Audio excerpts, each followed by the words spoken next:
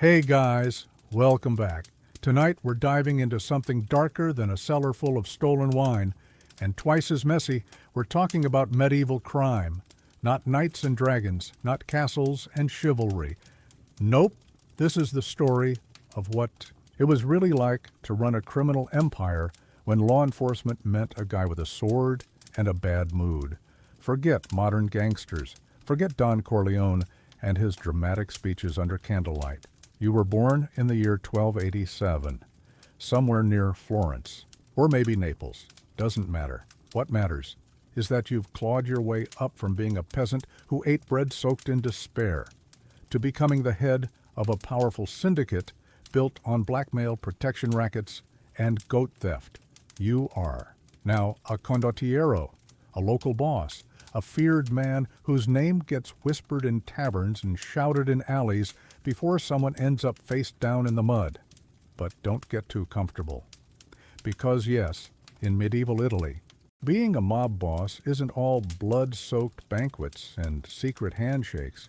It's more like running a business where every rival has a knife, every employee might betray you for a loaf of bread, and every sheriff just wants your head nailed too.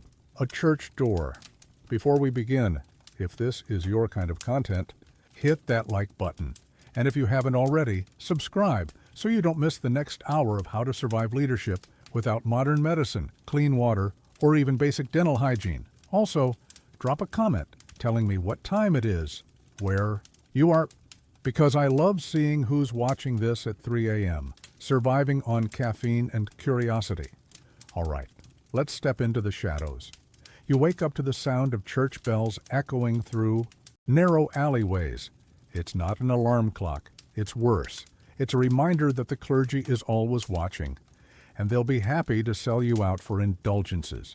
Your palace is a stone house with one room, no windows, and a charming open-concept layout where your family, livestock, and enemies all share the same space. The smell is legendary, a delicate blend of old wine, human sweat, and mold that may or may not be cursed by witches, because, yes, you're not just a godfather, you're a superstition survivor too.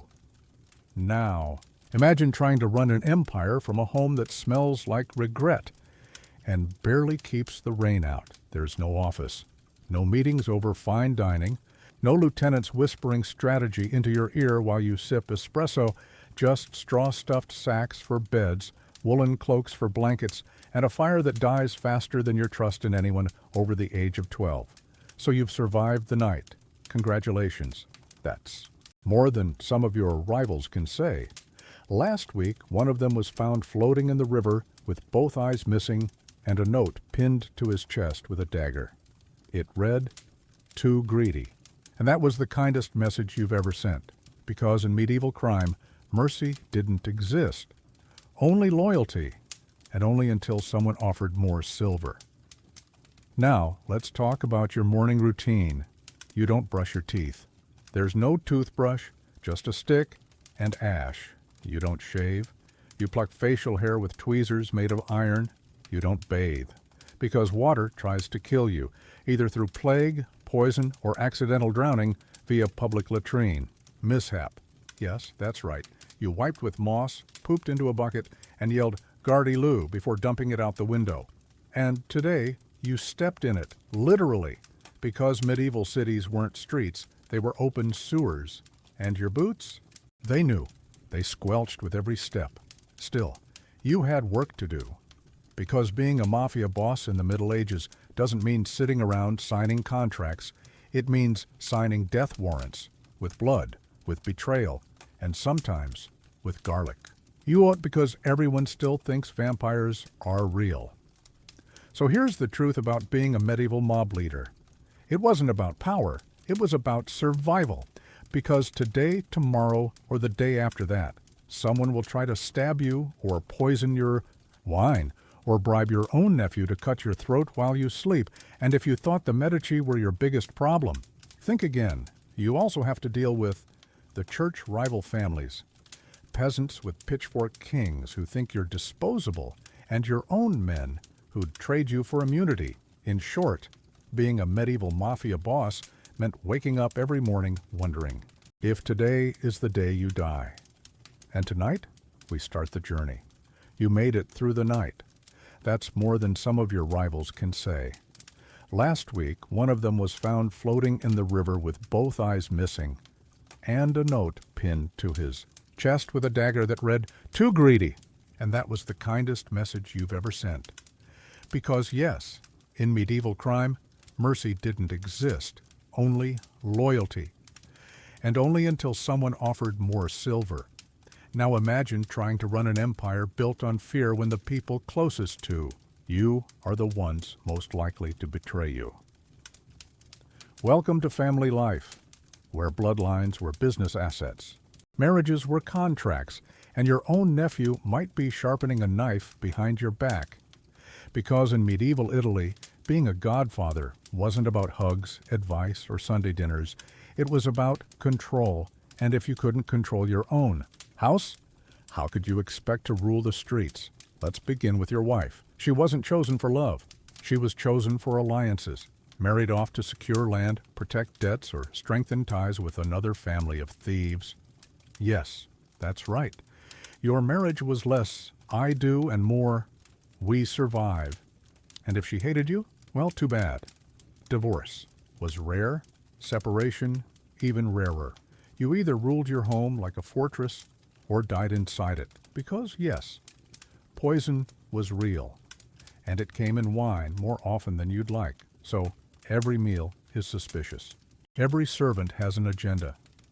And every child you raise is watching you closely, learning how power works and how it ends, because in this world, even your sons aren't safe. They're not just heirs, they're threats. One of them might kill you to take over, or worse, join forces with a rival city-state to burn your name to the ground. Because in medieval crime, loyalty was situational. Blood meant something, but not enough. Even the Medici had their own cousin stabbed. The Colonna family warred with itself so hard they needed papal intervention. And the Visconti? Let's just say betrayal ran deeper than their bank vaults. Now imagine running a syndicate where trust is currency, and everyone wants yours. Every handshake hides a blade. Every smile hides a plot. Your men kiss your ring, but dream of kissing. Your grave, because yes, your lieutenants know the rules. Betrayal means death, but also promotion, because once you're gone, someone has to fill your boots, and it might as well be the guy who served your wine last night. Now, let's talk about what happens when you try to build peace. Because yes, sometimes you wanted to make deals, not out of kindness, out of exhaustion.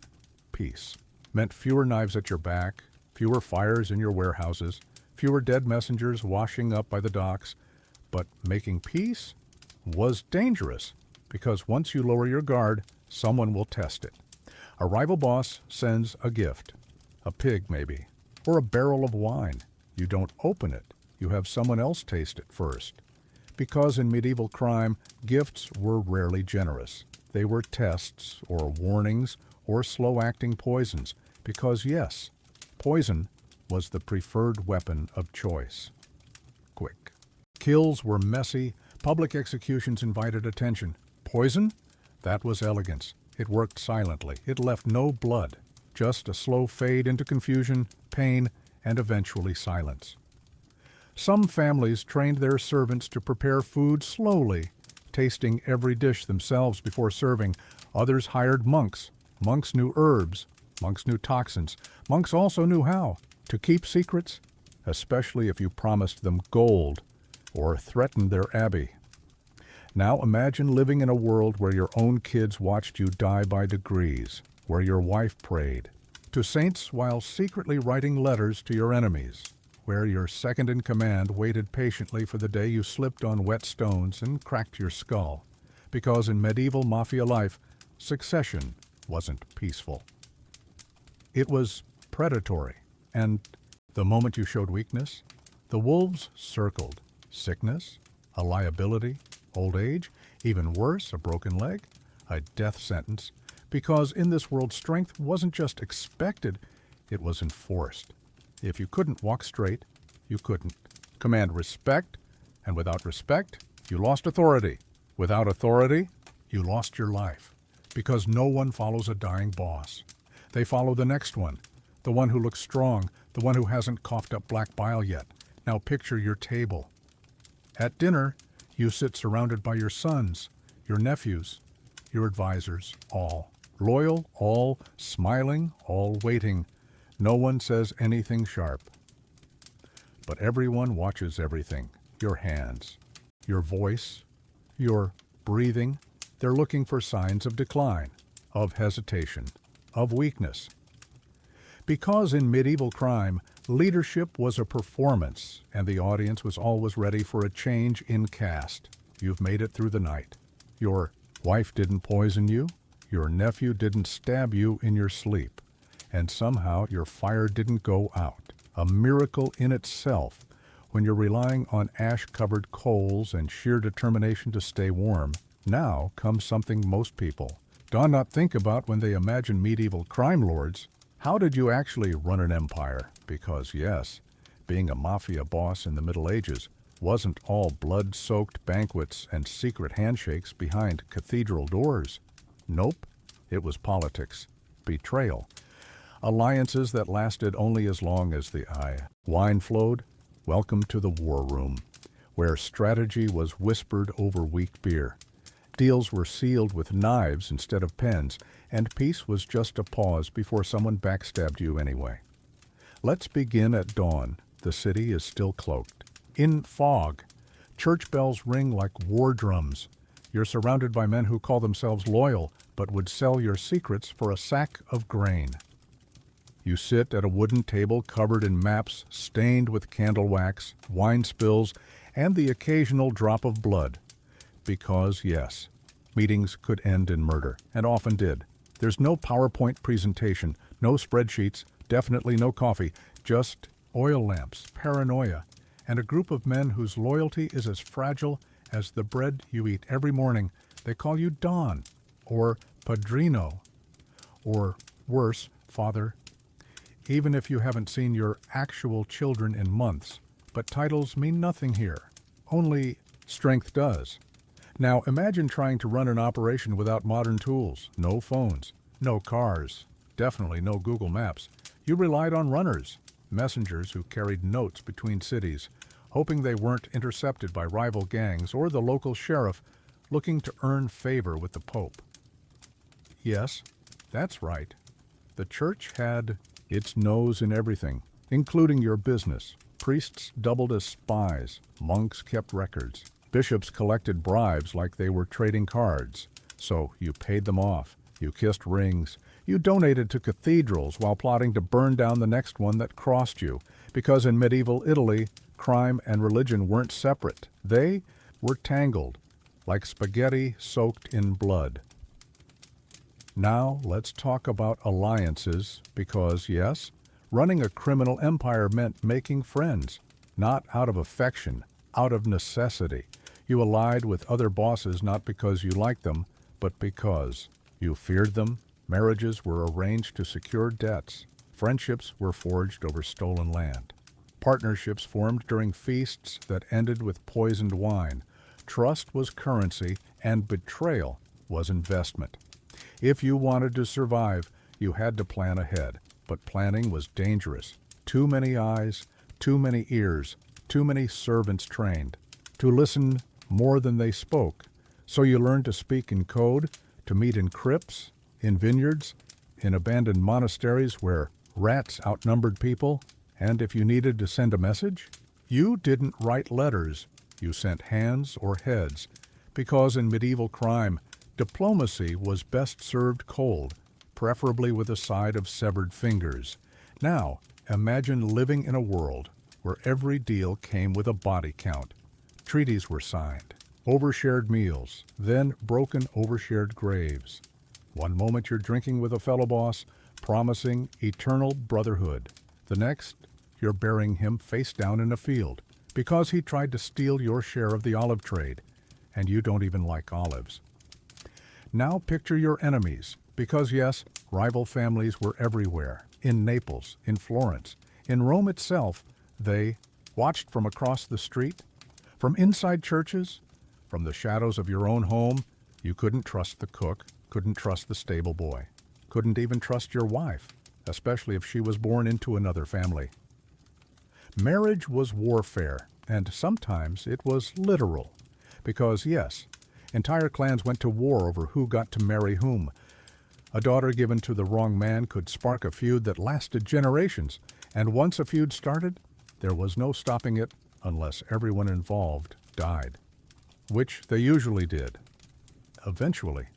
Now let's step into the streets. Your city is a maze of narrow alleys, open sewers, and stone walls that echo every word spoken too loudly. Every tavern has informants.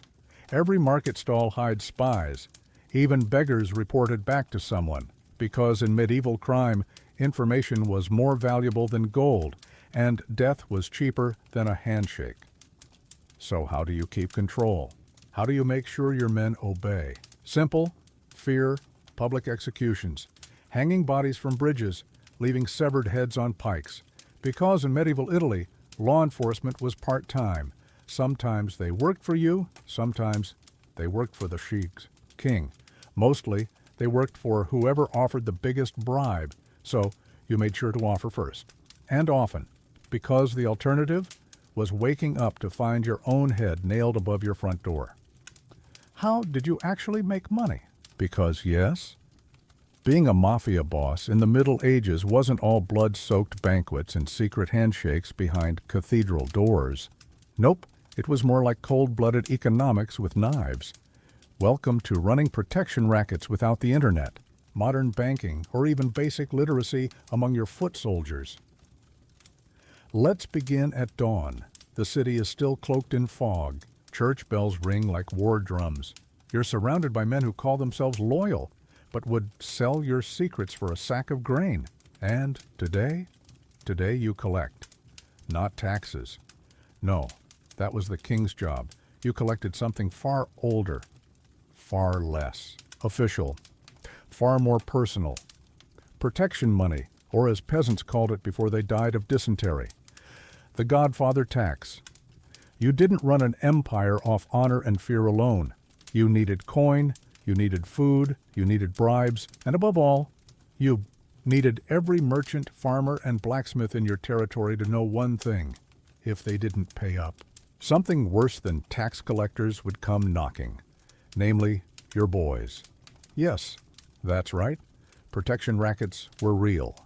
They weren't just a Hollywood invention. In medieval Italy, cities were full of local bosses like you, men who ruled neighborhoods, markets, docks, and sometimes entire villages. You offered protection not because you cared, but because if someone else burned down their shop, you lost income. So you kept them safe from threats, from thieves, from rival gangs, from the occasional angry mob with pitchforks and bad aim, and in return, they gave you a cut, a percentage, a bribe, sometimes just eggs, sometimes wine, sometimes silence.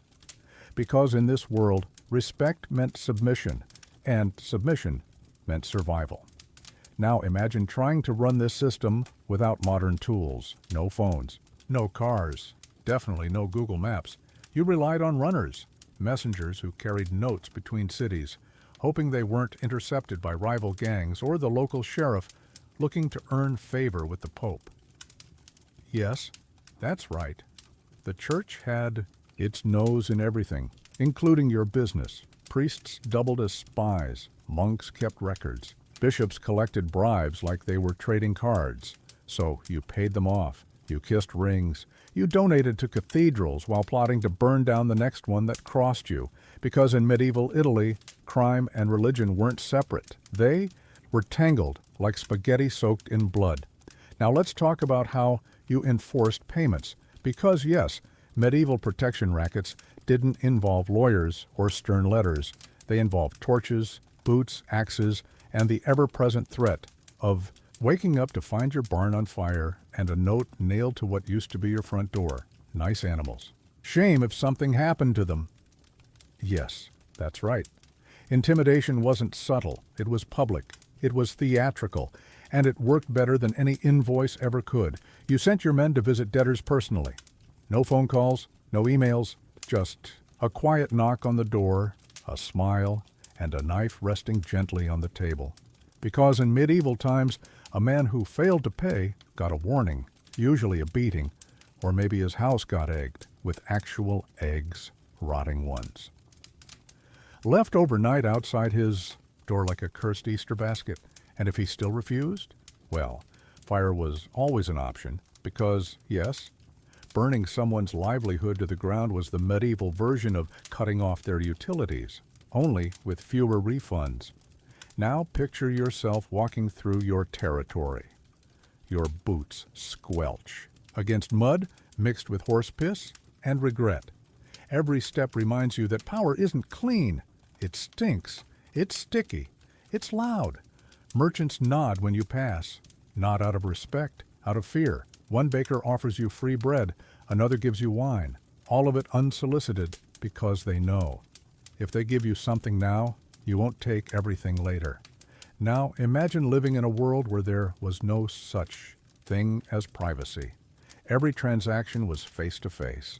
Every deal was done in person. There was no online payment system, no encrypted messages, just whispers in taverns, deals struck in alleyways, and threats delivered over shared cups of weak ale.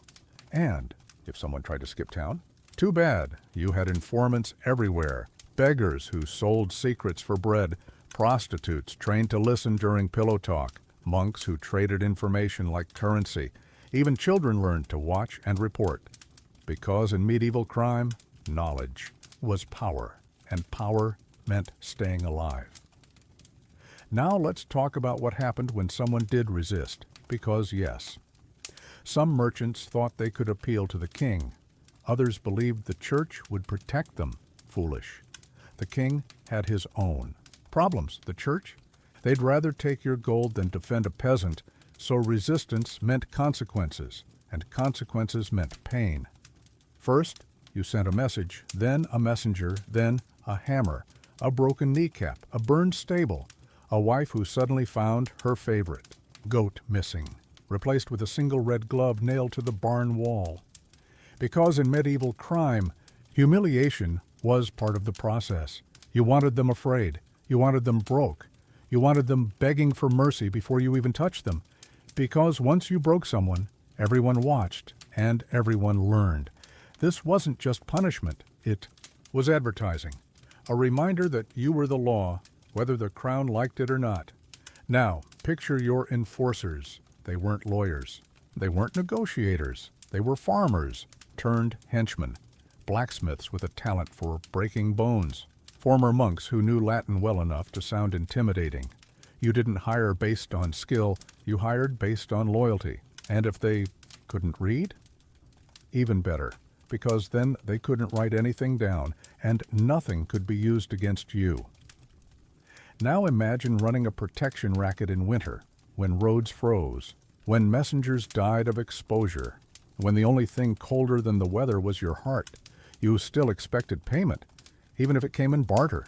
A pig, a sack of grain, a chicken, hell, even a blanket helped.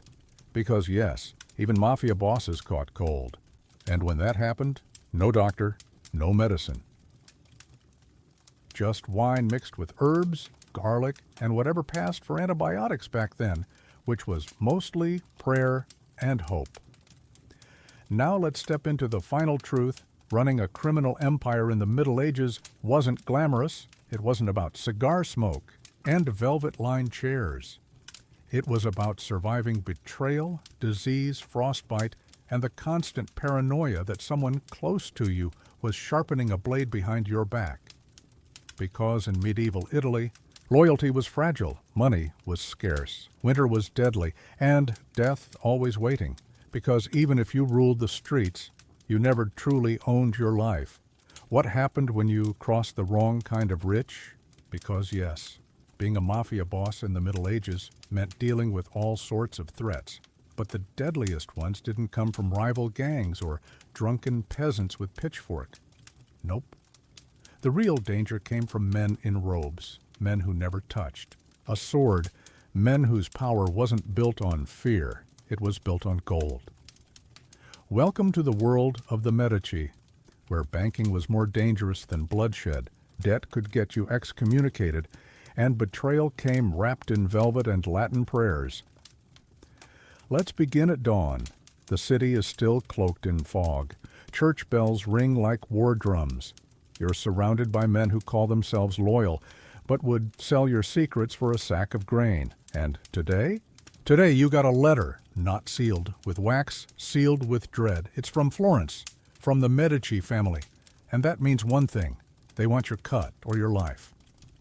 Because in medieval Italy, money didn't just buy power, it was power. And the Medici weren't just bankers, they were kings without crowns.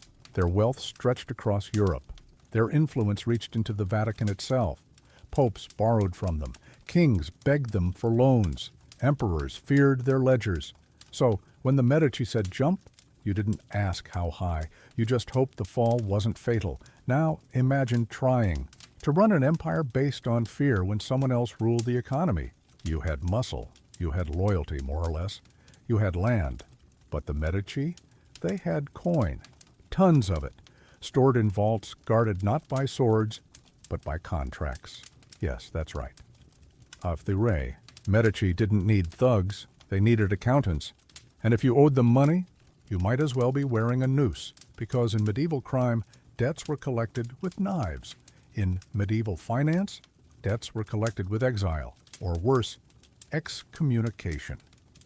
Yes, defaulting on a Medici loan could get you kicked out of the church. Suddenly, confession wouldn't take you. Communion turned its back. Even your own priest wouldn't bless your wine, and in this world, being cursed by God was worse than being cursed by a widow, because once the church turned on you, everyone did. Even your own mother stopped praying for you. Now let's talk about what the Medici actually were. They started as simple bankers, then became political players, then papal advisors, then rulers of Florence. And somewhere along the way, they learned that power wasn't just about armies. It was about access, about controlling who got loans, who went bankrupt, who stayed alive. Because yes, a man who couldn't pay his debts was a dead man. Whether he died from shame, starvation, or a knife in the gut depended on how fast he could scramble to repay. Now picture yourself trying to negotiate with these menmat. You walk into their office, but if you can call it that, there's no desk, no throne, just a long table covered in parchment, ink, and the weight of history. They sit calmly, quietly. They don't smile. They don't threaten. They just open a ledger and point at numbers, at interest rates, at clauses written in Latin that suddenly feel like death sentences. Because in medieval crime, violence solved problems. In medieval banking, violence created problems. The Medici didn't need to burn down your warehouse. They just canceled your credit line. They froze your assets. They whispered a word to the bishop, and suddenly your suppliers refused to trade with you. Your allies stopped answering your letters. Your own cook demanded payment up front, all because the Medici decided you were bad for business. Now imagine living in a world where the richest men wore silk while you wore wool, soaked in sweat and regret. They dined on roasted peacocks. You ate black broth so vile, even rats avoided it after tasting. They slept under tapestries that smelled like perfume and power. You slept on straw, woke up with lice, and prayed your boots still fit after another night of frostbite. And yet, they still held more power than you ever could. Because in medieval Italy, coin talked louder than blood. And the Medici? They never ran out of either. Now let's step beyond Florence. Because yes, other cities had powerful families too. Venice had the Contarini, Genoa had the Doria, Rome had the Colonna and Orsini, locked in a feud so old even they forgot why. They hated each other, but none of them compared to the Medici. They didn't just fund wars. They funded popes. They owned mines, ships, loan sharks disguised as monks, and if you crossed them, well, good luck finding anyone willing to do business with you, because the Medici didn't just rule money, they ruled access to money, and in the Middle Ages, that was the only currency that mattered. Now, let's talk about how they handled enemies, because, yes, they weren't saints. They knew how to play dirty, but unlike you, they didn't send men with clubs. They sent lawyers with quills. They wrote you out of existence. A few strokes of a pen, and suddenly your name vanished from trade records. Your ships couldn't dock. Your goods couldn't move. Your coins became worthless. Because in medieval crime, strength got you respect. In medieval banking, strength got you erased. Now picture your worst enemy. Is it the guy who tried to steal your olive root? Is it the bastard nephew who keeps eyeing your seat? Is it the sheriff who thinks he's righteous? No, your real enemy is sitting in a candlelit chamber reading over your balance sheet like it's your epitaph. He doesn't need to kill you, he just needs to make sure you can't eat, can't trade, can't breathe financially, and then you die. Anyway, quietly, poorly, alone, with no one to mourn you except your creditors. Because in medieval Italy, dying poor was worse than dying violently. Because at least with violence, people remembered you. With financial ruin, you just faded like a forgotten receipt in a dusty chest. Now imagine the final insult. You spent years building your empire. Blood, betrayal, fire, and now it's gone. Because someone in Florence decided you were a risk. One letter, one word from their bank, and suddenly your entire operation collapsed. Because in the end, being a mafia boss in the Middle Ages didn't mean ruling the streets. It meant surviving the bankers. And if you thought running from the church was hard, try running from a balance sheet. What happened when you got sick? Because yes. Being a mafia boss in the Middle Ages meant ruling with fear, blood, and loyalty. But none of that helped when plague crept into your city like a whisper. And suddenly, death wasn't coming from rival families. It was coming from the air. Welcome to disease and disgrace, where healing was a myth, medicine was a gamble, and getting ill meant one thing: someone was already sharpening a knife for your seat. Let's begin at dawn. The sun rises over Naples. Fog clings to the streets like a desperate widow. You wake up with a dry cough, nothing serious at first, but by midday your head throbs, your limbs ache. You sweat so hard, your wool tunic clings to your skin like a second skin that wants revenge. And now you understand, this isn't just a cold, this is the sickness. And in medieval Italy, sickness wasn't a reason for sympathy. It was a reason for replacement, because in this world, weakness was not an illness. It was an invitation to betrayal, to coup attempts, to knives sliding under your door while you lie fevered and half-conscious. So here's the truth. No one respected a dying boss, not even your own men, they whispered. Behind your back, watched your breathing, waited for the moment you couldn't speak clearly during a meeting. And once you started coughing black bile, game over. Because in medieval crime, power came from presence, from walking through your territory without flinching, from showing strength, not symptoms. If you weren't seen, you were replaced. Simple as that. Now imagine trying to survive without modern medicine. There were no antibiotics, no painkillers, definitely no dentists. Only monks who sold holy water mixed with herbs, barbers who doubled as surgeons, and beggars who claimed to have cured the last man who died screaming. You tried everything: garlic around your neck, vinegar rubbed into your chest, wine boiled with spices and served like a warrior's last stand against infection. And if things got really bad, you called a barber. Yes, that's right. Medieval doctors were often just guys who knew how to cut meat, either from pigs or from people.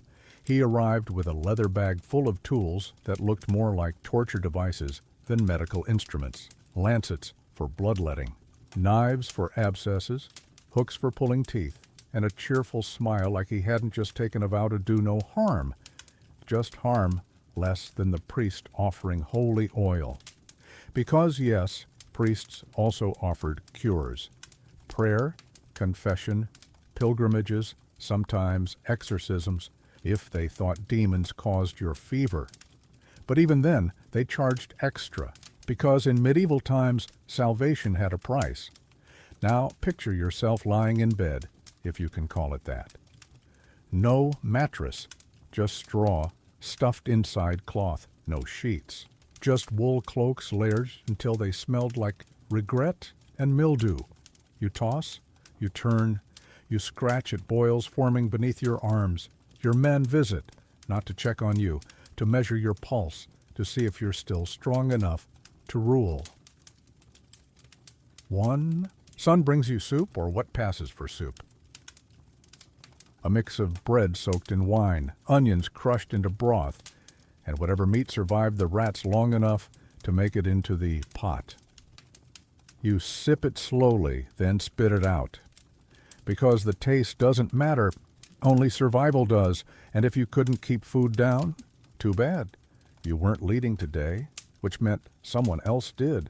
Maybe your brother, maybe your lieutenant, maybe your wife, who's been watching you weaken for weeks. She's always been clever, always known how to whisper in the right ears, and now she sees the throne cracking beneath you, because in medieval crime, a boss who couldn't walk straight couldn't command respect, and without respect, you lost authority. Without authority, you lost your life, because no one follows a dying man. They follow the next one, the one who looks strong, the one who hasn't coughed up black bile yet. Now let's talk about the real danger. Disease wasn't just personal. It was political. If you got sick, your enemies didn't wait. They moved fast, because plague was everywhere. Typhus, leprosy, dysentery, tuberculosis, and worst of all, the Black Death. Yes, that's right. Even in medieval crime, disease ruled harder than kings. And when it rolled into town like a funeral procession, everyone ran, except you, because running meant surrender, and surrender meant losing everything. So you stayed. Even as bodies piled outside your warehouse, even as your own men dropped dead in the street, even as your closest advisor stopped coming to meetings because he was too busy burying his family, because in medieval Italy, leadership meant pretending you were immune until you weren't. Now imagine living in a world where your body betrayed you faster than your allies. There was no quarantine, no isolation, just suffering in silence, or worse, hiding it. Because once word spread that you were weak, the wolves circled.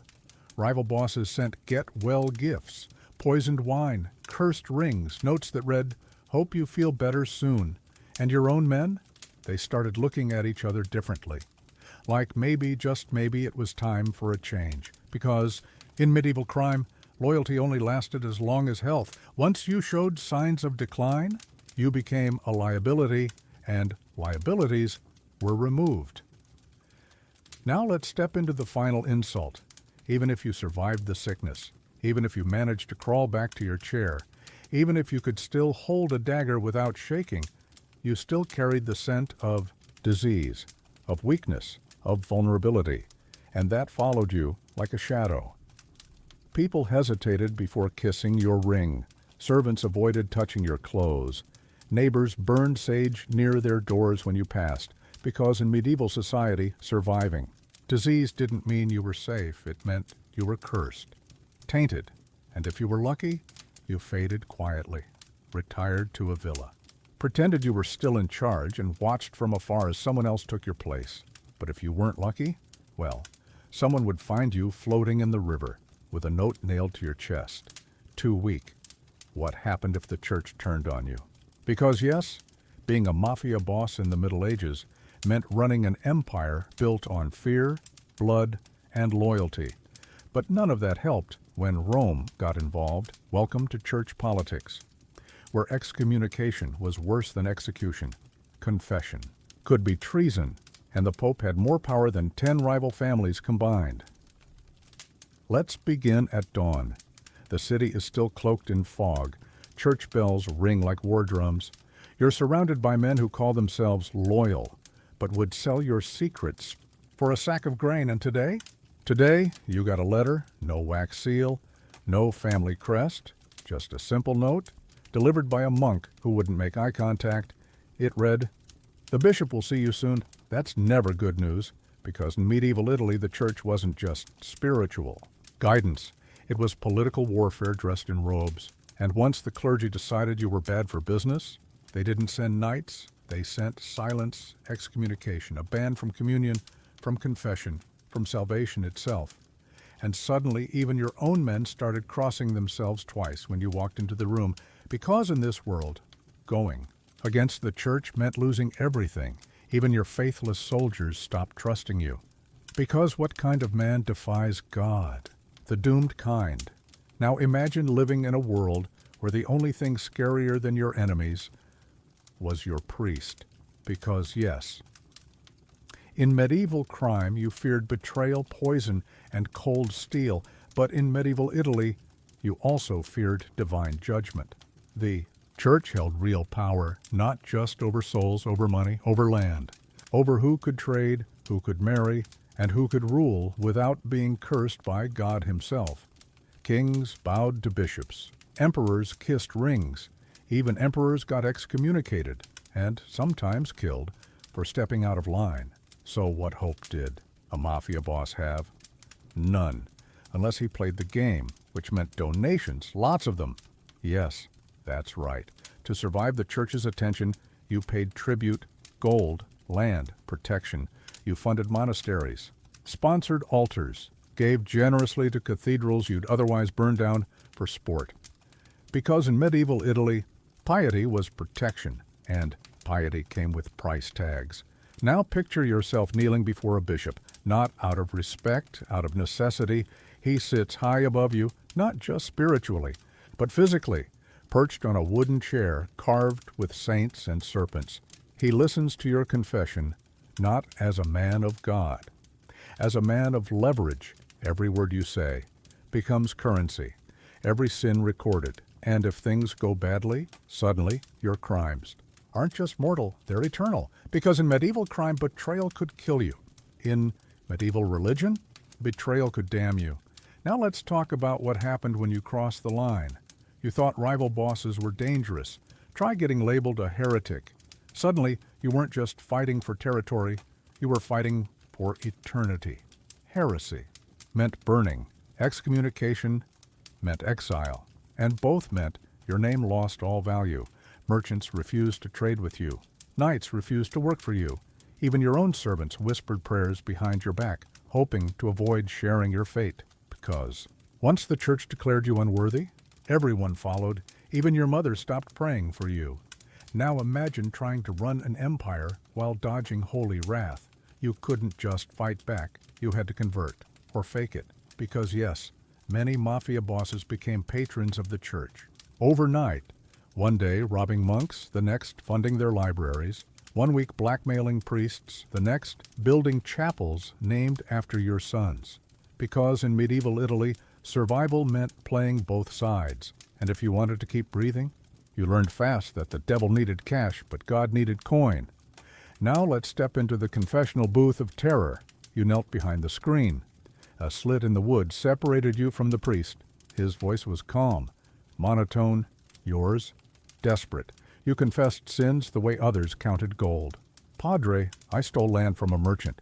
I burned a house to teach a lesson. I had my cousin buried alive behind a wall. He listened, then sighed, and asked the real question. Have you spoken to your local bishop recently? Yes, that's right. Confession wasn't just about absolution. It was intelligence gathering. Priests reported to bishops. Bishops reported to Rome. And Rome? Rome watched everyone, including you. Because in medieval times, the church wasn't just spiritual, it was surveillance. Now picture your worst enemy. Is it the guy who tried to steal your olive root? Is it the bastard nephew who keeps eyeing your seat? Is it the sheriff who thinks he's righteous? No. Your real enemy is sitting in a candlelit chamber, reading over your soul like it's a balance sheet. He doesn't need to kill you, he just needs to write a letter. One signed in Latin, sealed with authority, and suddenly your entire operation collapsed. Because in the end, being a mafia boss in the Middle Ages didn't mean ruling the streets. It meant surviving the clergy. And if you thought running from the king was hard, try running from God. What happened when the people turned on you? Because yes, being a mafia boss in the Middle Ages meant ruling over a population that already hated you. They called you padrino. They kissed your ring. They paid tribute, not because they respected you, but because they feared what would happen if they didn't. Until one day, they didn't fear you anymore. Welcome to the nightmare of peasant revolts. where pitchforks replaced swords, rage replaced loyalty, and suddenly everyone wanted your head on a pike. Let's begin at dawn. The city is cloaked in fog. Church. Bells ring like war drums. You're surrounded by men who call themselves loyal, but would sell your secrets for a sack of grain. And today? Today the streets are quiet, too quiet. No merchants shouting prices. No beggars whining for bread, just silence. Then footsteps. A crowd forms outside your door, not there to kiss your ring, not there to ask for protection. No, they came with torches, axes, pitchforks, and one very angry monk holding a Bible like it was a weapon, because in medieval Italy, the poor had suffered enough. Starvation, disease, taxes, church tithes, and your cut. All of it piled high like dung in a stable until someone slipped and broke their back. And now, they were done. They weren't just angry. They were organized. Yes, that's right. Peasant revolts weren't just spontaneous riots. They were planned in taverns, in monasteries, in secret meetings held under moonlight while rats listened from the rafters. Someone whispered your name into a crowd. Another handed out stolen weapons. And suddenly, the people you once squeezed for coin were squeezing back with blunt force trauma. Now picture yourself behind locked doors. You stare out through a crack in the wood, watching the mob grow. They chant your name, not lovingly, loudly, dangerously, and every second that passes means more of them show up. Farmers who owed you pigs. Blacksmiths who couldn't pay their debts. Prostitutes who got tired of your tax collectors groping them during payment. Even children threw rocks. Because in medieval times, rebellion started early. Now imagine trying to run an empire built on fear when the people no longer cared if you killed them because, yes, sometimes they'd rather die than keep living like this. Hungry bellies made bold hearts. Frost-bitten feet marched harder. Desperation bred courage. And courage? That was dangerous. Because in medieval crime, power only worked when people still believed you could hurt them. Once they realized death was better than debt, you lost control. You went fast. Now let's talk about how these revolts actually happened. Because, yes, peasant uprisings were real. Italy saw dozens. France had the Jacquerie. A brutal revolt in 1358 where peasants stormed castles, burned records, and killed nobles in the name of freedom. Germany had the Peasants' War of 1524, where thousands rose up demanding rights, land, and an end to serfdom. And even Sicily had its own uprising, the Vespers Revolt, where locals slaughtered French officials in the streets. So what did all these rebellions have in common? They always started small. One unpaid tax, one missed harvest, one man beaten too hard for refusing to kneel, and then, boom, riot. Because in medieval Europe, the lower class wasn't just oppressed, they were trapped. They couldn't move, couldn't trade freely, couldn't escape your grip unless they left everything behind. But eventually they did, and when they did, they brought the whole system down around you. Now imagine living in a world where your power depended on keeping others weak.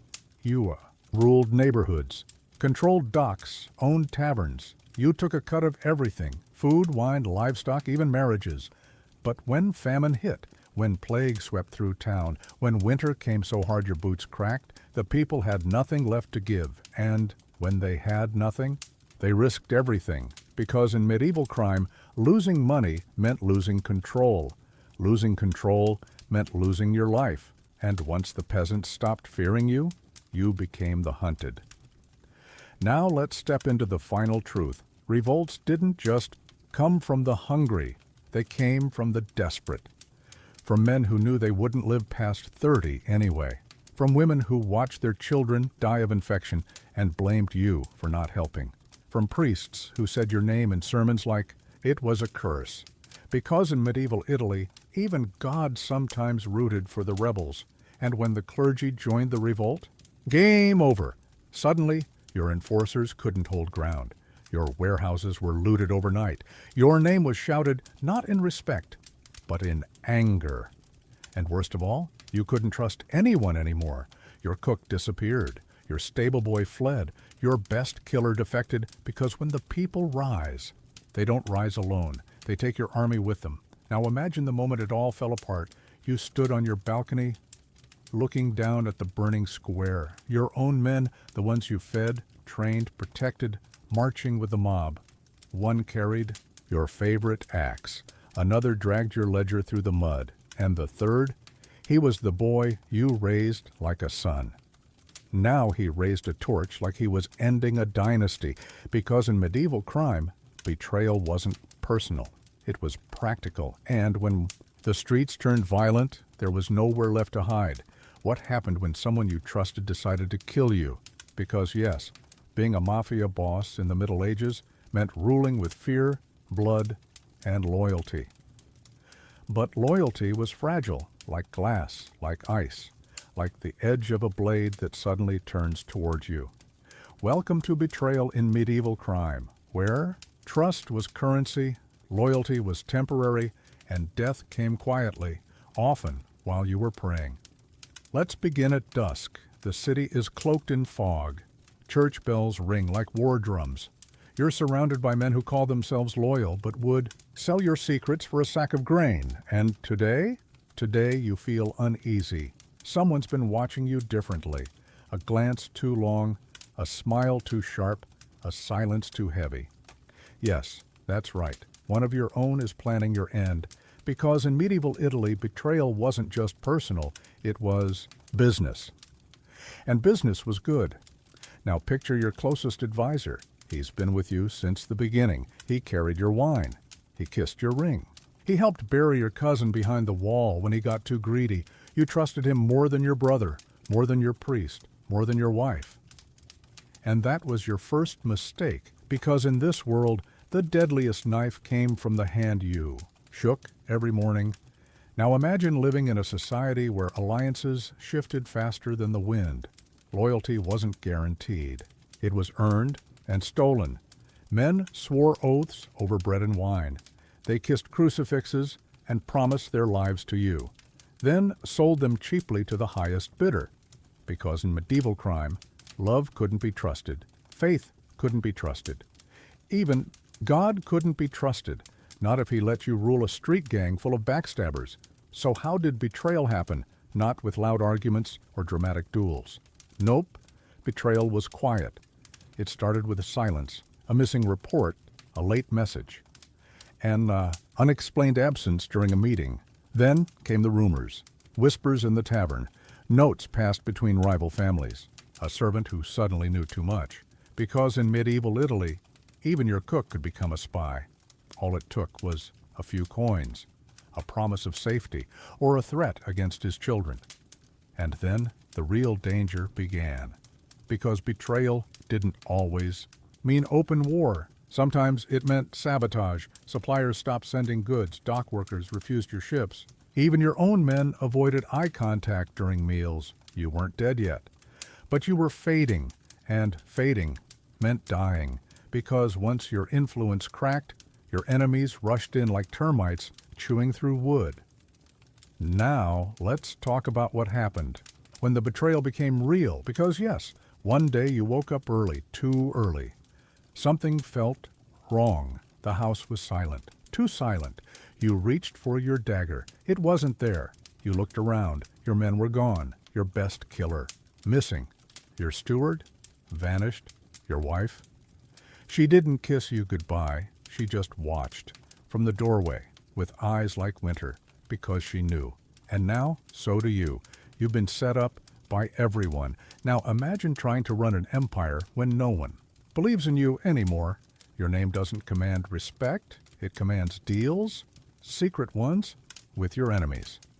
Because betrayal wasn't just personal. It was profitable. And everyone wanted in. Your former allies carved new paths to power, using your name as stepping stones. Some joined rival gangs. Others sold your secrets to the church. And the smartest ones, they left town entirely, because in medieval crime, loyalty was a myth, and trust got you killed. Now, let's step into the final truth. betrayal didn't just come from within, it came from above. Kings, bishops, lords, they offered protection, then revoked it. They gave you land, then took your life instead, because in medieval Italy, power wasn't held, it was borrowed, and eventually someone always came to collect. What happened when it all ended? Because yes, being a mafia boss in the Middle Ages meant ruling with fear, blood, and loyalty, but power was fleeting, and death inevitable. Welcome to the end of the line, where crowns cracked, knives rose, and even kings couldn't save you. Let's begin at dusk. The city is cloaked in fog. Church bells ring like war drums. You're surrounded by men who call themselves loyal, but would sell your secrets for a sack of grain. And today you feel it, the weight of time pressing down harder than any betrayal. You've survived plague. You've outlasted rival families. You've burned cities, bribed bishops, and buried traitors behind walls without breaking a sweat. But now you're old. Your hands shake slightly when you pour wine. Your back aches worse than a man who once got whipped for falling asleep during watch duty. Your teeth rattle when you speak. And worst of all, you can feel it. The world is changing, and it's not waiting for you. Because in medieval Italy, leadership wasn't inherited, it was stolen. And if you couldn't prove you were still strong enough to take it, someone else did. Now picture your own funeral. Not that anyone will hold one. No priest will bless your grave. No bishop will write your name into holy records, because in medieval crime, memory was dangerous, and legacy optional. If you die violently, someone finds your body in an alley with your throat cut, your ring missing, and your ledger burned. If you die quietly, no one notices until your absence becomes profitable. Either way, your empire doesn't mourn, it moves on, because in this world, the only thing more constant than betrayal was replacement. Now let's talk about what happened to your name. Because yes, unlike modern gangsters whose faces get carved into legend by movies and books, medieval bosses vanished. No obituaries, no ballads, just silence. Your rivals wrote over your history. Your enemies erased your deeds. Even your sons? They probably changed their names. Because carrying your legacy meant carrying a curse, a sign that your bloodline came with a price. And in medieval Italy, prices were always paid in pain. Now imagine living in a world where there was no retirement, no golden years, no peaceful ending, just decay. And the knowledge that someone was already sharpening a blade for your successor, because in medievally crime, leaders weren't replaced when they died. They were replaced when they started looking weak, when their grip on power slipped, when their voice cracked mid-sentence. That's when the whispers began. And when the whispers grew louder than your commands, game over, because in this world, power didn't come from titles, it came from fear. And once the fear left the room, so did your life. Now let's step beyond your personal fate. Because yes, medieval crime wasn't just run by individuals, it was run by families, and those families had long memories. They kept track of every insult, every debt, every betrayal, and when you crossed them, they waited for months, for years. Then, struck when you least expected it, because in medieval Italy, revenge wasn't fast. It was slow, like poison, like disease, like a dagger passed between generations. Now picture your last day. You wake up tired, too tired to care about the cold, too tired to notice the silence around you. Your men are quieter than usual. Your wife avoids your eyes. You sit at the table, pour wine, take a sip, and suddenly the room feels heavier, hotter. Your breath catches, your vision blurs. You clutch your chest, and then it hits you. This isn't battle.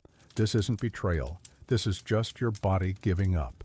Because in medieval times, there was no peaceful end, only collapse, or worse, capture. Because dying quickly was a luxury. Dying slowly, well, that was politics. Now let's talk about how others remembered you. Because yes, some stories might survive. Whispers in taverns, notes hidden inside monasteries. a few lines in a merchant's journal, but mostly you vanish like smoke in the wind, like a flame snuffed out by snow. Because in medieval crime, the past was owned by the victors, and you weren't one of them. Now imagine what it all meant in the grand scheme of history. You ruled streets soaked in blood. You built a network of fear stronger than law. You crushed rebellion. You betrayed allies. You survived assassination attempts so often you lost count. But none of it lasted, because kingdoms fell, cities burned, families faded, and eventually so did you. Because in the end, being a mafia boss in the Middle Ages wasn't about glory. It wasn't about respect. It wasn't about wealth or immortality. It was about surviving long enough to believe you mattered, until someone reminded you otherwise, with a knife or a letter or a mob outside your door. And when the final moment came, there was no dramatic speech, no poetic last words, just silence, and a new name whispered in the dark. Because in medieval Italy, power didn't retire. Power got replaced, and whoever took your seat would soon be replaced too. Because in this world, nothing was eternal except the cycle. What happened when God turned on you? Because yes, being a mafia boss in the Middle Ages meant more than just surviving rival gangs, betrayal, or disease. It meant surviving the wrath of heaven, or at least what passed for it. Welcome to the final betrayal, where even faith became a weapon and prayer was used like today's restraining orders. Let's begin at dusk. The city is cloaked in fog. Church bells ring like war drums. You're surrounded by men who call themselves loyal, but would sell your secrets for a sack of grain. And today, the priest won't bless your wine, he mutters under his breath. Crosses himself twice when you walk into the chapel. Refuses to take your donation. That's never good news, because in medieval Italy, if the clergy stopped believing in you, so did everyone else. Now picture this. You kneel in the confessional booth behind the screen. A slit in the wood separates you from the priest. His voice is different now, cold, distant, not like he's angry, more like he already wrote your name in the ledger of damned souls. You whisper your sins. Padre, I stole land from a merchant. I burned a house to teach a lesson. I had my cousin buried alive behind a wall.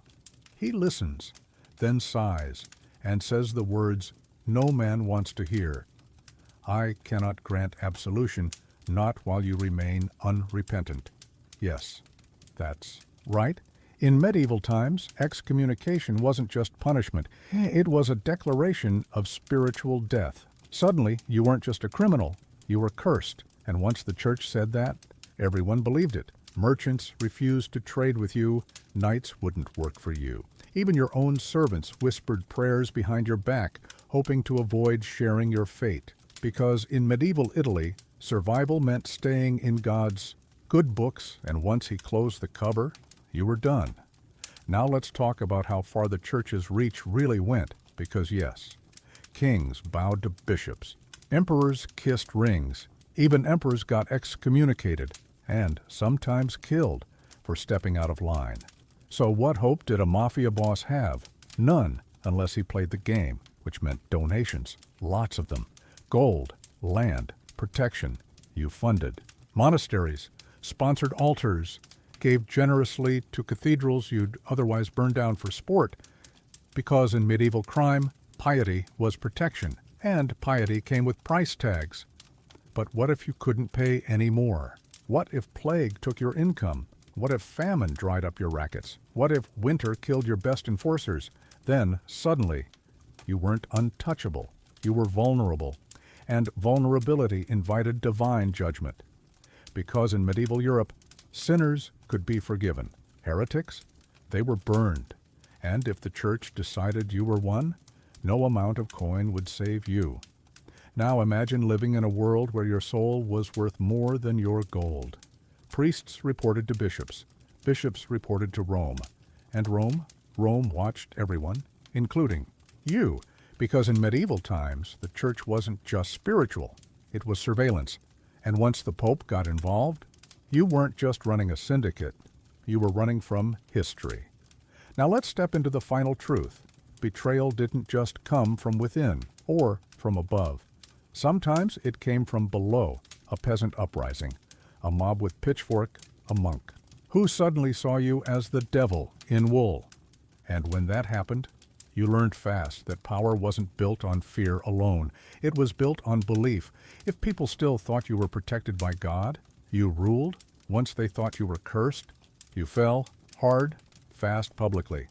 Because in medieval Italy, losing favor with God meant losing everything, even your legacy, even your grave. What happens after you're gone? Because yes, being a mafia boss in the Middle Ages meant ruling with fear, blood, and loyalty. But legacy, that was a luxury. And if you thought your name would live on like some kind of dark prince of the underworld, think again. Welcome to the forgotten life. Where history doesn't mourn you, it buries you quietly, without ceremony, without mention, without even a single line in a monk's journal, unless he was paid to forget you faster. Let's begin at dusk. The city is cloaked in fog. Church bells ring like war drums. You're surrounded by men who call themselves loyal, but would sell your secrets for a sack of grain. And today? Today, someone else sits in your chair. He wears your cloak, drinks from your cup, kisses the ring you once held. But no one speaks your name. No one raises a toast to your memory. No one whispers your story to their sons. Because in medieval Italy, power wasn't inherited. It was stolen, and names weren't passed down. They were erased. Now imagine living in a world where immortality came not from deeds or legends, but from records, from ledgers, from contracts signed in blood and wine.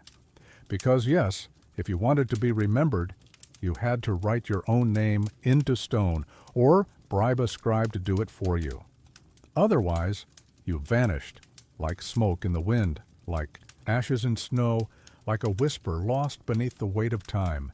Because in this world, only kings got statues, only saints got prayers, only traitors got songs, and mafia bosses? Well, we don't know their names, because those names were buried with them, in unmarked graves, in burned homes, in silent confessions whispered to priests who forgot them by morning. Now picture what little remained of your life.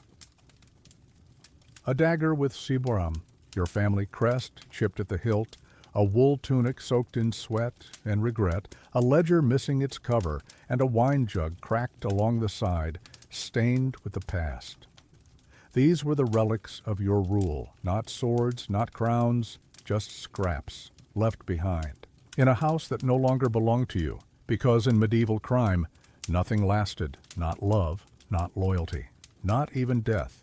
Now let's talk about how history treated men like you, because yes, unlike modern gangsters whose faces get carved into legend by movies and books, medieval bosses vanished. No obituaries, no ballads, just silence. Your rivals wrote over your history. Your enemies erased your deeds, even your sons. They probably changed their names, because carrying your legacy meant carrying a curse, a sign that your bloodline came with a price. And in medieval Italy, prices were always paid in pain. Now, imagine your story being told centuries later. By whom? There were no historians chronicling your rise, no monks recording your crimes in dusty ledgers, no courtiers writing memoirs filled with your schemes, because in medieval Europe, the powerful feared you while you lived, after you died. They forgot you fast, because remembering meant risk. Remembering meant inviting your ghost back into their lives, and no one wanted that. Now let's step into the bigger truth. History remembers kings. It remembers popes. It remembers knights, queens, and the occasional peasant who punched a dragon. But it never remembered the men who ruled from the shadows, men like you, because in medieval times crime didn't write its own story. Law did. Victory did. Survival did. And if you didn't win, you weren't just dead. You were erased, because in this world, even the damned needed a name to haunt it. And yours?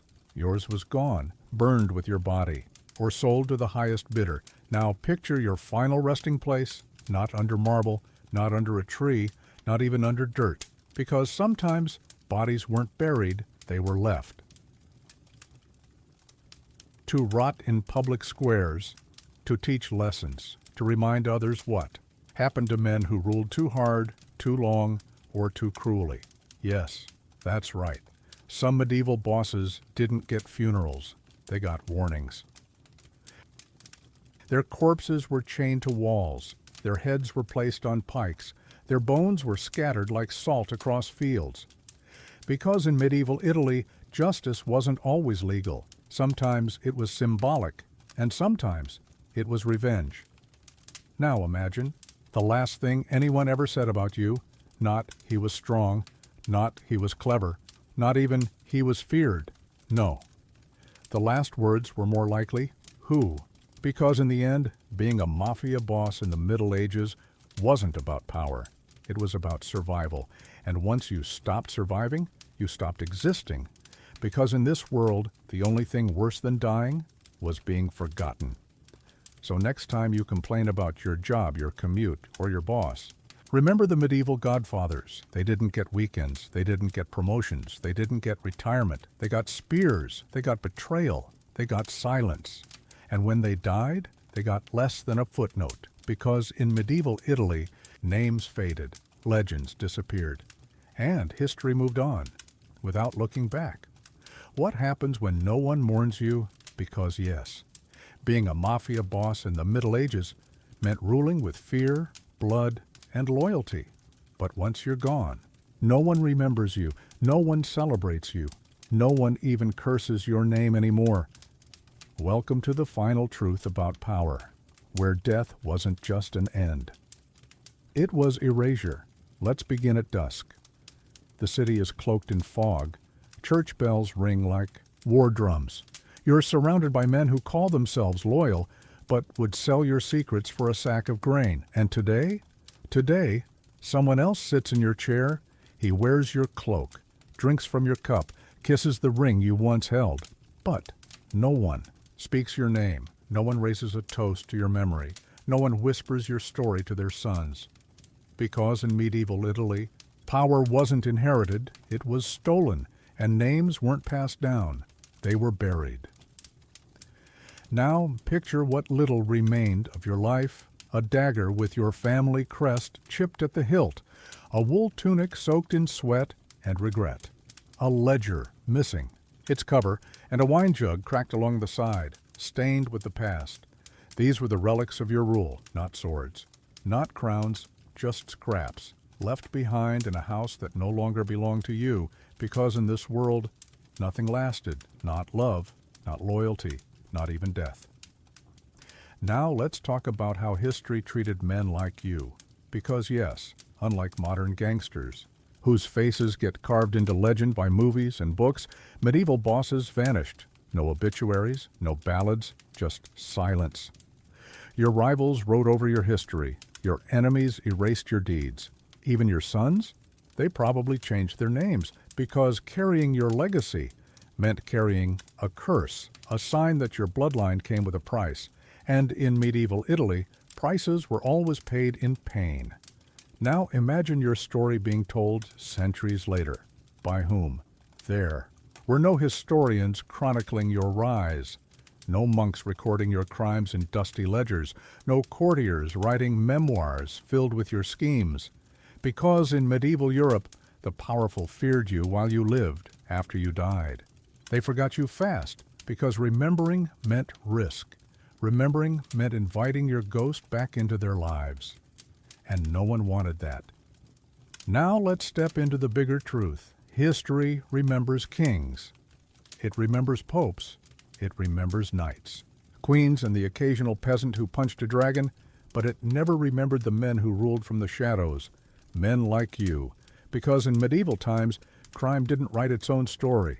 Law did, victory did, survival did, and if you didn't win, you weren't just dead, you were erased. Because in this world, even the damned needed a name to haunt it, and yours was gone, burned with your body, or sold to the highest bidder. Now picture your final resting place, not under marble, not under a tree, not even under dirt. Because sometimes bodies weren't buried, they were left to rot in public squares, to teach lessons, to remind others what happened to men who ruled too hard, too long, or too cruelly. Yes, that's right. Some medieval bosses didn't get funerals. They got warnings. Their corpses were chained to walls. Their heads were placed on pikes. And worst of all, no one wept. No one lit candles. No one whispered prayers, because in medieval Italy, justice wasn't always legal. Sometimes it was symbolic, and sometimes it was revenge. Now imagine the last thing anyone ever said about you. Not he was strong, not he was clever, not even he was feared. No. The last words were more likely, who? Because in the end, being a mafia boss in the Middle Ages wasn't about power, it was about survival. And once you stopped surviving, you stopped existing. Because in this world, the only thing worse than dying was being forgotten. So next time you complain about your job, your commute, or your boss, remember the medieval godfathers. They didn't get weekends. They didn't get promotions. They didn't get retirement. They got spears. They got betrayal. They got silence. And when they died, they got less than a footnote. Because in medieval Italy, names faded, legends disappeared, and history moved on without looking back. What happens when you are the last one left? Because yes, after decades of blood-drenched streets, back alley deals, and whispered threats carried between generations, you've outlived your rivals. Your enemies fell by your blade. Your allies vanished with time. Monks who once recorded your crimes now whisper your name like it's cursed, and still, you haven't won. Because in medieval Italy, survival wasn't victory. It was just delay. Welcome to the final truth. When power fades not with a war cry, but with silence. Let's begin. At dusk, the city is cloaked in fog. Church bells ring like war drums. You're surrounded by men who call themselves loyal, but would sell your secrets for a sack of grain. But today, no one challenges you. No dagger waits in your wine. No mob gathers outside your door. For once, there's no betrayal. There's only loneliness, because in this world, ruling meant surviving the deaths of everyone around you. Your lieutenants, gone. Some killed, some exiled, some simply disappeared into monasteries or foreign lands. Your sons, one died in debt, another betrayed you for silver. The last, he walked away without looking back. Even your wife? She passed years ago, maybe from plague, maybe from grief, maybe from watching too many bodies wash up near your warehouse. And now you're alone, at the top, or rather, what used to be the top, because kingdoms crumble. Cities change hands. And even, fear has an expiration date. Now imagine the weight of history pressing down harder than any winter chill. You sit in the same room where decisions were made over spilled wine and whispered threats. The walls still carry the smell of smoke, sweat, and old meat. Trophies hang above you, swords from men you buried, cloaks from alliances you shattered. But none of it matters anymore, because the world moved on. A new generation rose, raised on stories of your cruelty, but unafraid of you. They wear different boots, speak different lies, burn different churches, and they don't care who you were, because in medieval crime, names faded fast, unless you ended mythically, unless someone wrote your legend into stone, or unless you got burned alive while screaming Latin curses. Now picture yourself staring into the fire, not the kind that warms your home, the kind that will eventually burn it down. You built an empire on pain, loyalty, and silence. Now you live in silence because there's no one left to speak to. Your voice echoes off stone walls where laughter once lived. Your hands, scarred, shaking, trace over the edge of a dagger that hasn't been used in months. Because in medieval times, the sharpest blades went dull, just like you. Now let's talk about what happened when death finally came knocking. Because yes, sometimes it didn't come with a sword, sometimes it came quietly. A fever, a cough, a slow fade into nothing. No one noticed at first. Your absence was met with confusion, then relief, then opportunity. Because in medieval crime, Every dead boss was a throne waiting to be claimed, and whoever took your place didn't mourn. He stepped forward, wrapped himself in your cloak, drank your wine, and left your corpse to rot beneath the very floorboards you once ruled. Now imagine living in a world where legacy was written in blood and erased in mud. There were no statues, no records, no songs sung about your reign. Only rumors, whispers, stories half remembered in taverns before someone else changed the subject. Because in medieval Italy, names weren't preserved. They were stolen, reused, buried under newer, louder legends. And if you thought your ledger would save your name, too bad. Someone burned it, or sold it, or turned its pages into toilet paper because parchment was expensive. So yes, you held power. You crushed rebellion. You silenced informants. You watched Rome, the Medici, the Church. You survived all of them until you didn't. Because the truth about being a mafia boss in the Middle Ages, there was no retirement, no peace, no golden years, only the illusion of control until the moment you stopped breathing. And then you vanished, like dust in the wind, like a shadow swallowed by brighter flames, and the world kept spinning, because in medieval Italy, death wasn't the end. It was just the next deal, one you couldn't cheat, one you couldn't escape, one you couldn't bribe your way out of. So next time you complain about your job, your commute, or your health, remember the godfathers of the past. They didn't get weekends. They didn't get promotions. They didn't get to go home at night without checking their own backs for knives. They got spears. They got betrayal. They got silence. And when they died, they got less than a footnote. Because in the end, being a mafia boss in the Middle Ages wasn't about ruling. It was about surviving long enough to forget why you ever wanted to rule in the first place. Thanks for watching, if you made it all the way through this 2-hour descent into the brutal reality of medieval crime. Drop a comment below telling me which part scared you the most, the betrayals, the disease, or the complete lack of toothpaste.